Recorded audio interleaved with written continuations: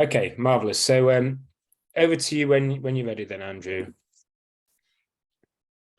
Okay, so thank you everybody. So basically, as Adam explained, so I'm Andrew Carell, and I'm currently doing a Masters of Research in Sport and Exercise Psychology at University West of Scotland, and I'm going to be doing my systematic review on a person-centred approach with sports psychologists.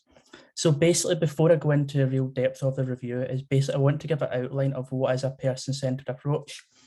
So in 1951, Carol Rogers, who was an American psychologist, he basically believed the need to go into a consultancy session with a script and a format would basically, it's not as effective as going in to a session and letting the client take the lead.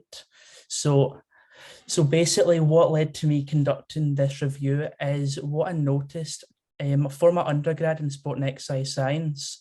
I looked at trainee sports psychologists professional development, and from their responses, a lot of the difficulties was pertaining to how they could apply a person-centered approach within elite sports settings and also within sports psychology. So from this, it led to me conducting the systematic review because it can also significantly enhance the way sports psychologists and also coaches go in to work with the athletes by gaining a preference of what the athlete's preference is. So as you can see from the slide there, how did I complete this review? So one of the key factors was I looked at previous systematic review papers and also qualitative studies and gained an insight of how can I conduct my search. Sorry, Adam, could you go back a slide, please? Oh, I'm not actually moving these, so I assumed you were moving them somehow. So just one moment. I think they are automatically doing that, which is a lot of fun. If I just go back through, so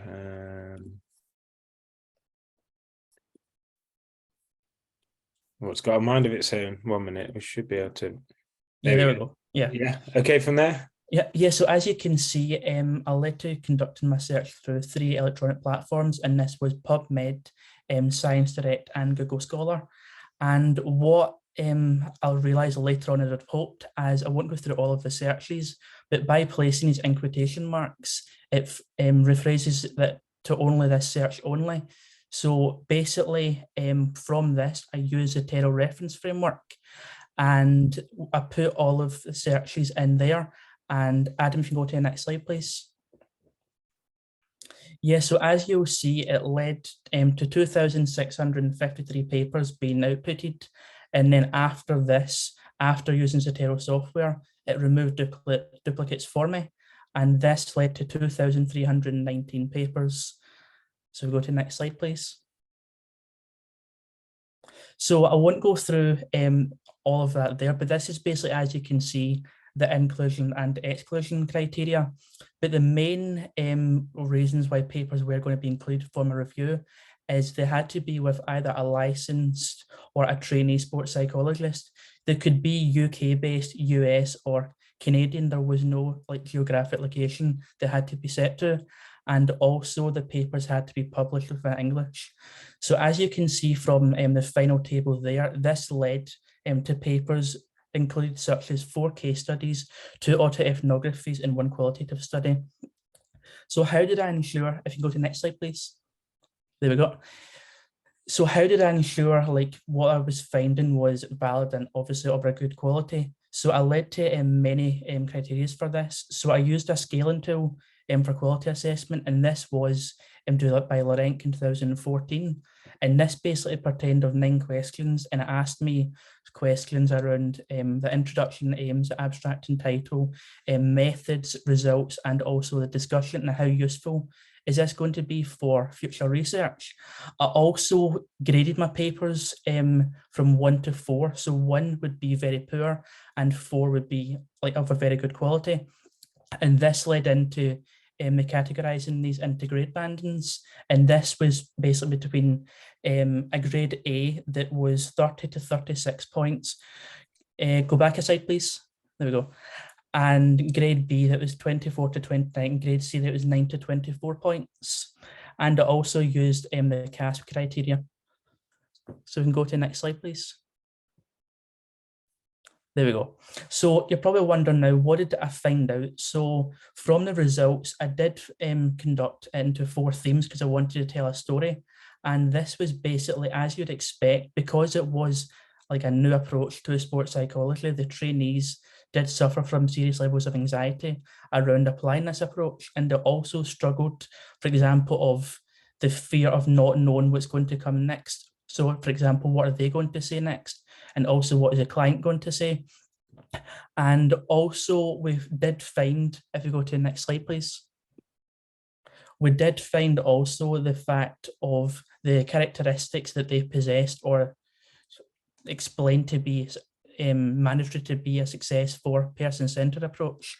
It was similar to Carol Rogers, such as being empathetic, unconditional positive regard, and being congruent, so other words, be genuine. But this did lead into one of the challenges as well. For example, with the unconditional positive regard aspect.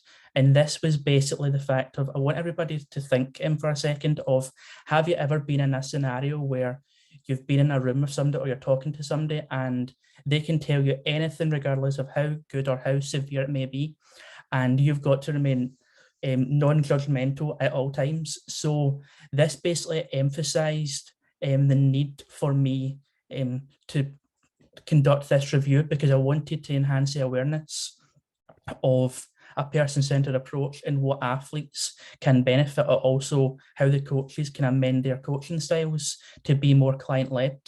And as you can see from the last bullet point there of what the difficulties was, is they always felt they had to sell the importance of sports psychology. And this also leads in to the fact of our current training programs being done enough so that trainees can go into a practical setting and have be comfortable enough to apply a person-centered approach.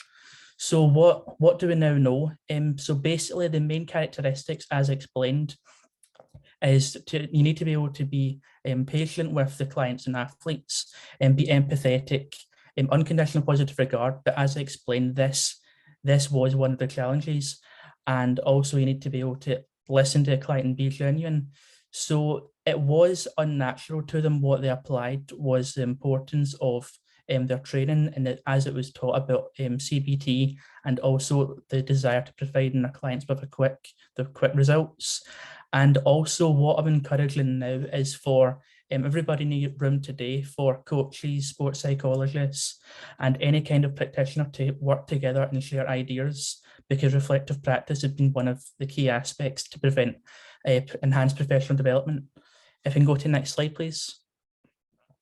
So for one of the final slides here, so as always, there is limitations that do exist. So for example, I only use 7 studies that could be represented as some potential research bias. However, this was one of the ideas that I did want to have for my review, because by having a lower number of studies, this led to me conducting a richer content of data. And also from the papers that I did select from the 7 case studies and reviews, 57% of them adopted other approaches. So for example, they got to around the second and third week, and that emphasis of providing a quick fix to their clients did kick in, and that's when they had to basically use CBT or other therapeutic approaches. And for the future, if you can go back a slide, please. So for the future, what I'm basically recommending is everybody in the room today is basically, we should either share our ideas. Also, when you're in your sessions with clients and your athletes, even if you try to be more client-led in your delivery style. So for example, if it's going to be going into a session and asking athletes, what would they like to work on tonight? Or even just the fact of trying to be a better listener, all of this is shown through our findings that it's going to lead to not only enhanced performance, but also trust within the clients as well. And go to the next slide, please. And this is our references that I used within my PowerPoint slides. And thank you for listening. Okay, thank you so much for that, Andrew. Apologies, that wasn't me moving the slides on. It had a mind of its own there, I swear. I know, I think it does that a lot sometimes. Yeah, it seemed to just skip on through, but we you did well to get through that considering you didn't have the slides. Okay, so just where of time, we're going to move on to Ben Proctor now. So hopefully Ben is able to share his screen, and we can get the PowerPoint slides up. If not, give me a shout, and we can hopefully locate them again.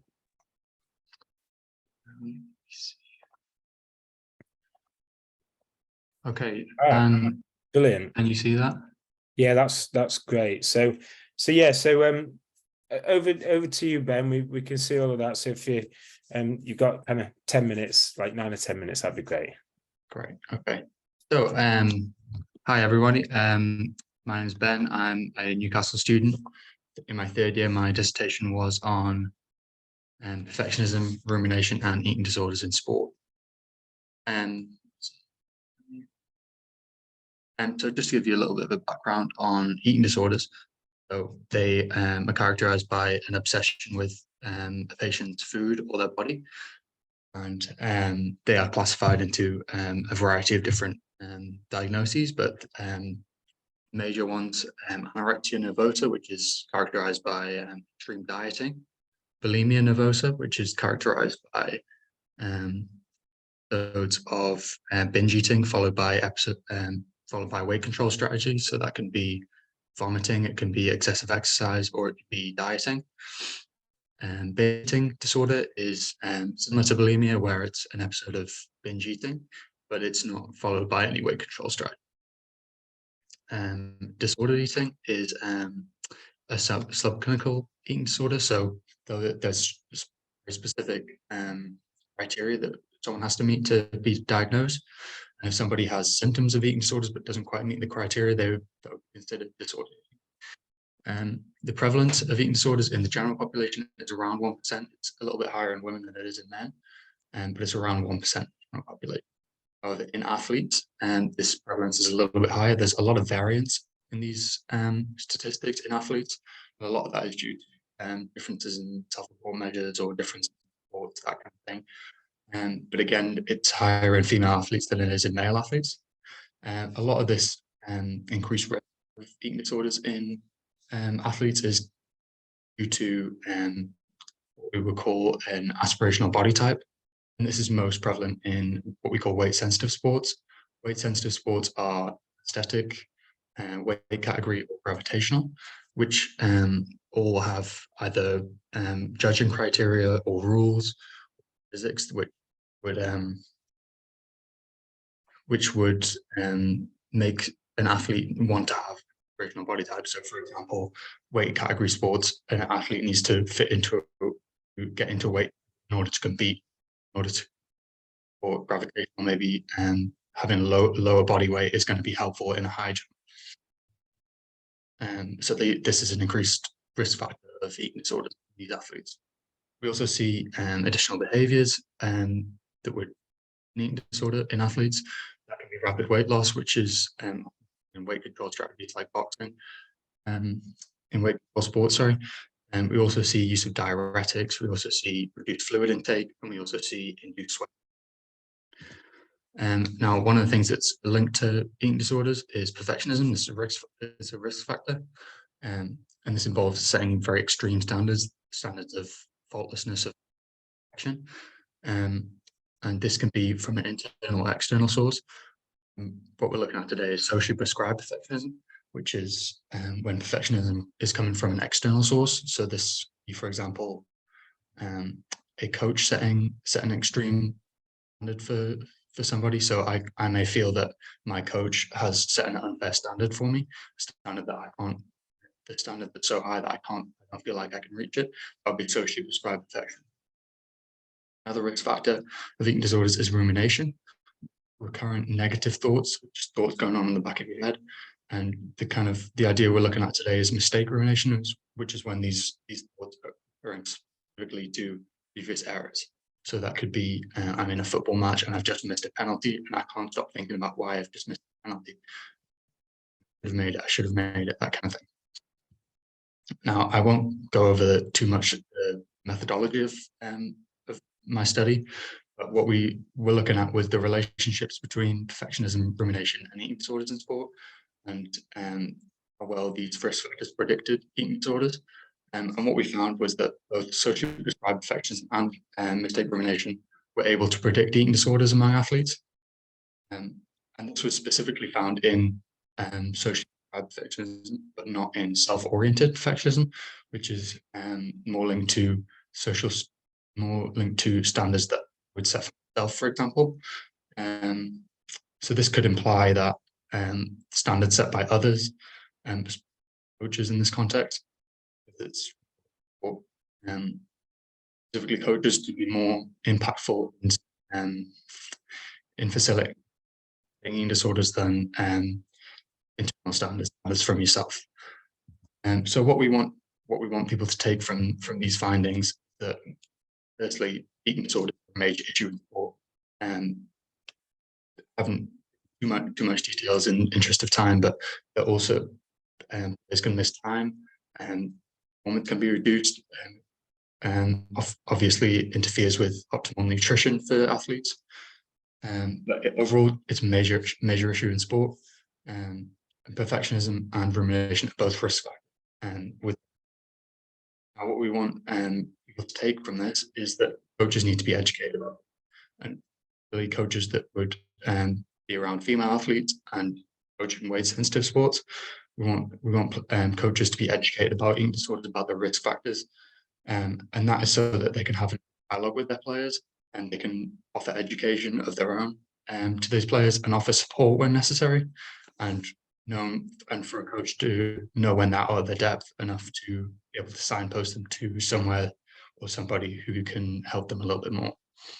And we can also think about screening tools with this information. So of course, we can use different self-report measures to measure eating disorder symptoms, maybe at the start of the season or during the season, just to see who maybe already needs support, maybe who is at a risk point in the season. We can also look at screening tools for risk factors like perfectionism and rumination. So for example, we might look at the pre-season screening, we might screen for eating disorder symptoms, we might screen for perfectionism, and we might screen for rumination. If a player is very high in perfectionism and rumination, maybe only moderate in eating disorders, that could maybe be flagged as a player is at high risk at some point in the year, and they maybe need to be monitored, I think. So yeah, these are the kind of things we want to take out of this. And here I've got some resources for anybody who's interested, and just some reviews about eating disorders or screening tools. But thank you very much for listening. I don't know if we have time for questions at this point, but would really appreciate them in the chat or anywhere else when we do have time. That's great. Thanks for that, Ben. Yeah, we might not be able to ask any questions right now, but like Ben said, if anyone's got any questions for Ben, then feel free to put them in the overall chat or to Ben or to myself. That'd be great. But thank you for that, Ben. That was a really interesting talk. So that's brilliant. So our next talk, we've got Jodie Dodds. So hopefully Jodie's able to share her screen. Marvelous. Cool. So whenever you're ready, Jodie, you've got 10 minutes. That's great. Perfect. Thank you. Okay, so hello everyone, I'm Jodie. I'm a third year psychology and sports science student at Newcastle University. And my presentation is going to present my dissertation findings. So we're going to be looking at whether a relationship exists between the personality trait neuroticism, state anxiety, and fatigue recovery in competitive athletes. So just a bit of an outline, we're going to be looking at the introduction first, which will cover the background, aims and hypotheses, followed by the methods, results discussion, and then we'll finish with a conclusion. So fatigue and recovery have been really widely accepted as important for athletes in sport. However, the researchers predominantly conceptualize fatigue recovery as being physiological. So fatigue occurs from physically demanding training and really hard competitions, and recovery occurs through cold water immersion, massage, and compression garments. However, the singular focus on fatigue recovery from a physiological point of view is quite problematic because the research is yet to address the psychological stresses that contribute to psychological fatigue. So occurring from cognitively demanding activity, and therefore requires psychological recovery to return athletes back to baseline mental abilities. So this research focused on fatigue recovery from a biopsychosocial perspective. So if anyone's unfamiliar with the term, this is integrating the biological, psychological, and social stresses that are then contributing holistically to an individual's subjective fatigue and recovery. So fatigue and recovery exist on a continuum. So excessive fatigue or inadequate recovery causes imbalances, which is then problematic for an individual's well-being and performance, hence the importance of studying this topic. So we chose to study neuroticism and state anxiety to examine the relationships with fatigue recovery. And this is because they are two psychological internal dispositional factors that capture the variability in stress responses and therefore fatigue for athletes. So neuroticism is one of the big 5-factor personality traits, and it's a stable trait that causes individuals to respond poorly to stress, perceive situations as threatening, and experience negative emotions such as anxiety. And state anxiety, again, is a negative emotional state occurring under conditions of threat. So for an athlete, this might be a really stressful competition. And state anxiety yields cognitive and somatic aspects. So somatic anxiety is the physiological symptoms of anxiety, and cognitive anxiety is characterized as worry and concentration disruption for the purpose of the study. So the aim was to investigate the relationships between neuroticism, state anxiety, and fatigue recovery in competitive athletes. And it was hypothesized that state anxiety and neuroticism would significantly positively predict overall fatigue and negatively predict overall recovery. So a little about the method. So this was a quantitative cross-sectional correlational design, and the data was collected via an online survey. So participants were eligible to take part if they were athletes competing in a sport and over the 18. And the competitive level of these athletes ranged from novice and amateur to elite and super elite. So we had 93 competitive athletes from a range of team and individual sports take part. They accessed the link to a Qualtrics survey where they provided with an information sheet, opportunity to ask any questions, and then provided informed consent.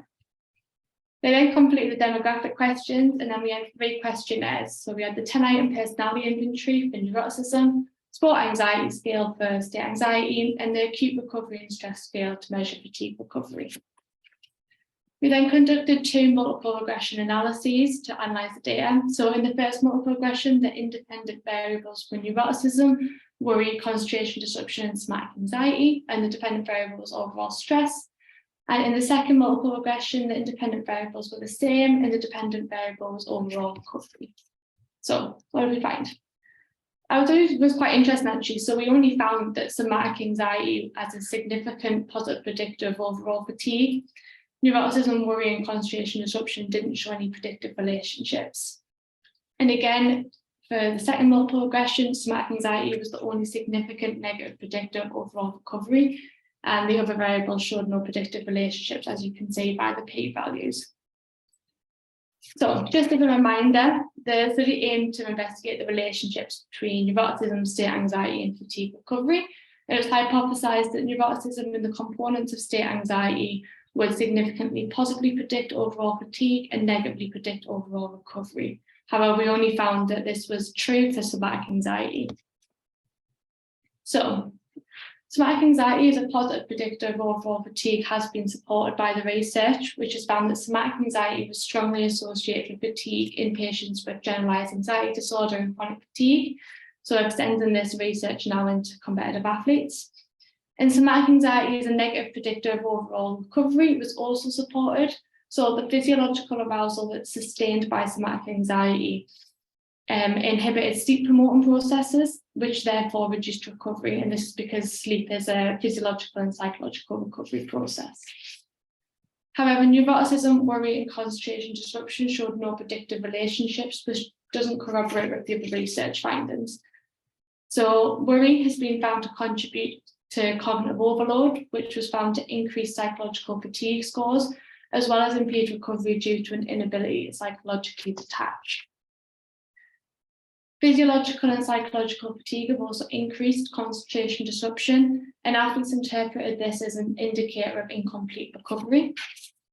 And finally, neuroticism has been shown to predict overall fatigue really consistently within the general population. And qualitative research has found that individuals high in neuroticism required increased emotional recovery. So there were some strengths. So strengths was one of the range of team and individual sports that we had in the study, which allows the findings to be generalised across a range of sports. However, as always, there's always limitations. So the sample includes predominantly novice and amateur university athletes. Now, this is quite problematic because it means that the findings can't be generalised to elite athletes, where there are differences in how they score in neuroticism and state anxiety. And so future research needs to consider the performance level when conducting research in performance and personality anxiety in sport. The research was also correlational, so the cause and effect relationship between somatic anxiety and fatigue recovery can't actually be indicated just yet. So future research should build on this by using study designs that can help determine causality and direction. So what do the findings mean? So the findings have implications for those working with athletes in sport to help them maintain fatigue recovery balance.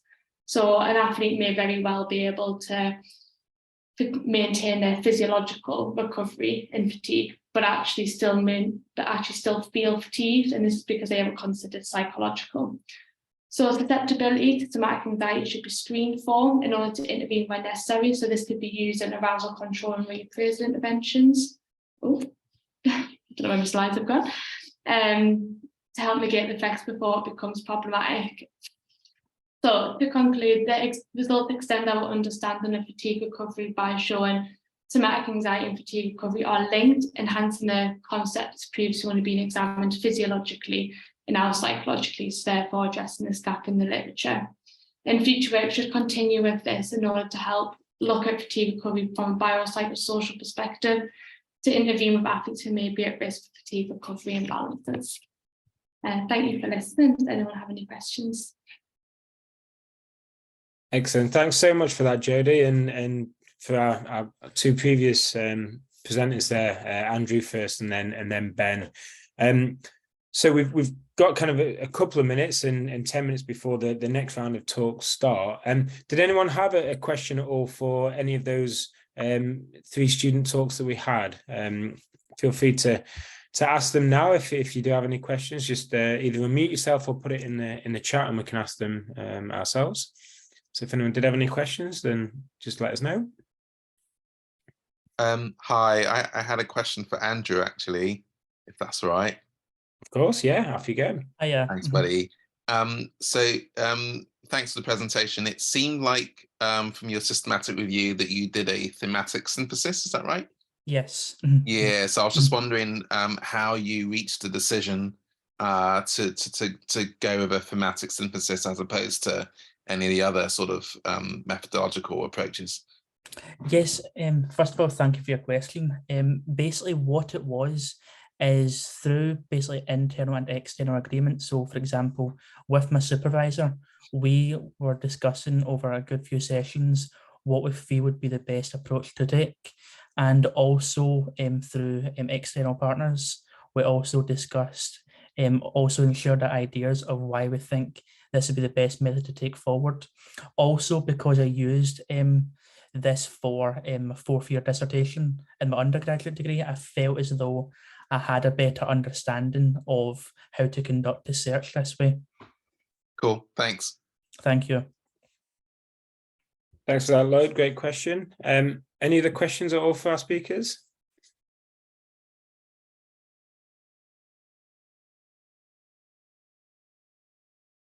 Okay. All right, no worries. So I know the speakers, I think, will be around at different points during the day. If you did want to ask them a question, then feel free to get in touch with them.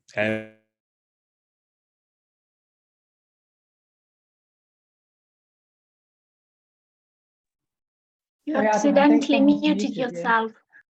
Oh, ha ha ha. I knew it happened once today, so thank you for letting me know. Okay, so we'll wrap up for what we're doing there, guys. And what we have next is we've got our coach talks.